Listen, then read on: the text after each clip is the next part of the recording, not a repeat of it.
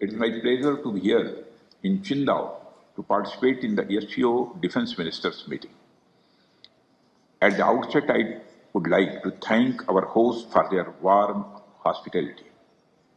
I would also like to congratulate Belarus for joining the SCO family as a new member. Excellency, the world we live in is undergoing a drastic transformation. Globalization, which once brought us closer together, has been losing momentum. The weakening of the multilateral systems has made it harder to address urgent challenges, from maintaining peace and security to rebuilding economies after the pandemic. At the same time, competition between major powers is intensifying, with trade and technology being increasingly used as tools in geopolitical rivalries. Excellency, India believes that the reformed multilateralism can help build cooperation to prevent conflict between countries by creating mechanisms for dialogue and collaboration. No country, however, large and powerful, can manage alone. In fact, the very idea of the global order, or indeed of multilateralism, is the assumption that nations have to work with each other for their mutual and the collective benefit. This is also reflective of our age-old Sanskrit saying, Shrev Sarva Jana Sukhino Bhavantu, which implies peace and prosperity to all. Excellencies, it is in the context of the current uncertain geopolitical scenarios that the role of SCO becomes very important today. SCO member countries contribute around 30% of the global GDP, while about 40% of the world's population resides in them. We therefore have a collective stake to create a safe, secure, and stable region that can contribute towards progress and improvement of our people's lives. Excellency, I believe that the biggest challenges that we are facing in our region are related to peace, security, and the trust deficit. And the root cause of these problems is increasing radicalization, extremism, and terrorism. Excellency, peace and prosperity cannot coexist with terrorism and the proliferation of weapons of the mass destruction in the hands of the non-state actors and the terror groups. Dealing with these challenges require decisive action, and we must unite in our fight against these evils for our collective safety and security. It is imperative that those who sponsor, nurture, and utilize terrorism for their narrow and selfish ends must bear the consequences. Some countries use cross-border terrorism as an instrument of policy and provide shelter to terrorists. There should be no place for such double standards. SCO should not hesitate to criticize such nations. India's zero tolerance for terrorism is manifest today through its actions. This includes our right to defend ourselves against terrorism. And we have shown that epicenters of terrorism are no longer safe, and we will not hesitate to target them. We should also take proactive steps to prevent the spread of the radicalization among our youth. The RADS mechanism of SCO has played a significant role in this regard.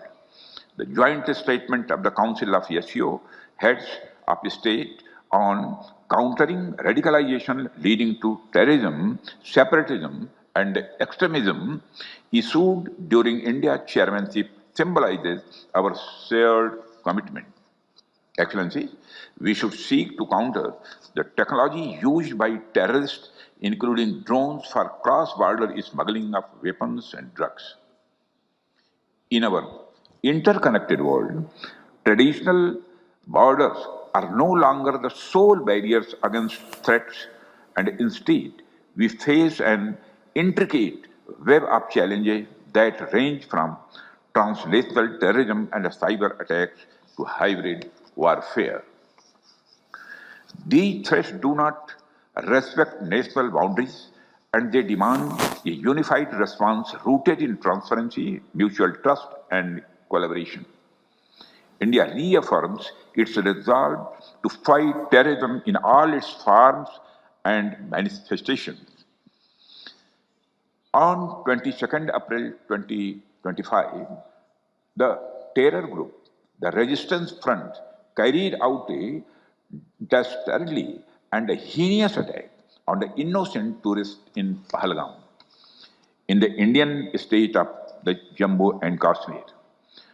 26 innocent civilians, including a Nepali national, were killed. Victims were shot after they were profiled based on the religious identity. The Resistance Front, which is a proxy of UN-designated terror group Lashkar-e-Toiba, claimed responsibility for the attack. The pattern of the Pahalgam terror attack matches with LET's previous terror attacks in India. In exercising its right to defend against terrorism and preempt as well as deter further cross-border terrorist attacks, India on 7th May 2025 successfully launched Operation Sindoor to dismantle cross-border terrorist infrastructure. We reiterate the need to hold the perpetrators, organizers, financiers, and sponsors of reprehensible acts of terrorism, including cross-border terrorism, accountable and bring them to justice. Any acts of terrorism are criminal and unjustifiable, regardless of their motivation, whenever, wherever, and by whomsoever committed. SCO members must condemn this evil unequivocally. Excellency, India is committed to increasing its connectivity with the Central Asia. Better connectivity not only enhances mutual trade but also fosters mutual trust. However, in these efforts, it is essential to uphold the basic principles of the SCO Charter, particularly respecting the sovereignty and the traditional integrity of member states. India has been consistent and steadfast in its policy in support of peace, security, and stability in Afghanistan. Our immediate priorities in Afghanistan include providing humanitarian assistance to Afghan people and contributing to Afghanistan's overall developmental needs. As Afghanistan's largest regional development partner, India continues to implement capacity building initiatives for the Afghan people. Excellencies, the COVID-19 pandemic has laid bare the fact that the pandemics recognize no boundaries and that no one is safe till everyone is safe. This is a warning sign of how non-traditional security challenges like pandemics, climate change, food and water security, and associated societal disruption can impact our people's lives. These emerging challenges cannot be addressed without responsible policies and cooperation among nations. India's initiative on coalition for disaster resilient infrastructure aims not only at promotion of disaster resilient infrastructure, but also infrastructure risk management, standards, financing and recovery, etc. It is also an example of how countries are coming together to create and share capabilities to deal with humanitarian assistance and disaster relief. We have affirmed this intent through our policy through the acronym SAGAR, which implies security and growth for all in the region, and India's expanded vision Mahasagar, meaning mutual and holistic advancement for security and growth across regions. Security and stability are most essential components to create a conducive environment for growth and economic development of the region. India has sought to build consensus on dealing with global challenges on the basis of motto One Earth, One Family, One Future, which is founded on our civilizational ethos of Vasudhaiva Kutumbakam. The world is one family. Mutual understanding and mutual benefit must be our guiding principles. Excellency, India supports greater cooperation and mutual trust among SCO members. We should collectively aspire to fulfill the aspirations and expectations of our people as well as tackle today's challenges.